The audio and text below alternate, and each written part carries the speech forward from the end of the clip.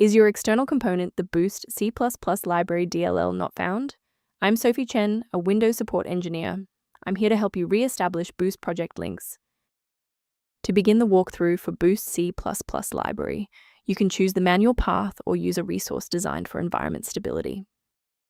This is the Boost C++ Library, a localized port of the Boost C++ libraries, providing high-level containers, multi-threading support, and mathematical routines. Many professional CAD, scientific, and gaming software suites rely on this specific naming for their localized dependencies. Its absence prevents the software from resolving its internal data structures, leading to a procedure entry point error. Let's get to work. We'll start with the most common fix for this specific error.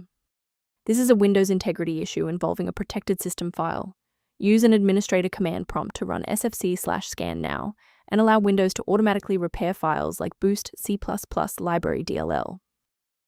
Should the reinstallation fall short, the next step in our protocol is to validate the integrity of your system's startup environment. A standard reboot clears out temporary memory conflicts and gives the Windows loader another chance to properly register the Boost C++ library component during startup. Before you restart, bookmark this video or hit the like button. It makes it much easier to find this tutorial in your history so you can pick up exactly where we left off. Restarting doesn't always catch everything. If you're still having trouble, let's try this next step together. And if you need to pause the video, I'm not going anywhere. If you're still seeing that runtime message post-restart, it's time to reinstall the shared library components. First, go to Control Panel, then select Programs and Features. Second, find every Microsoft Visual C++ redistributable, 2005 through 2022.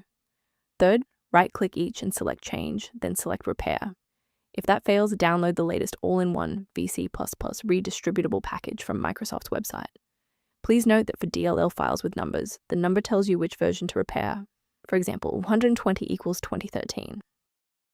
Before you wrap up the repair, let's ensure you're following the safest path for your system. Avoid the trap of free file repositories for Boost C++ Library DLL, as these platforms are frequently used to spread persistent browser hijackers and adware. Instead of relying solely on manual updates, you can maintain your system environment using a professional maintenance utility. If you're exploring professional monitoring options, the software linked below provides general diagnostic information for Boost C++ Library. I hope this resolved the conflict preventing Boost C++ Library from launching. For more deep dive technical tutorials and system configuration guides, subscribe to our channel today.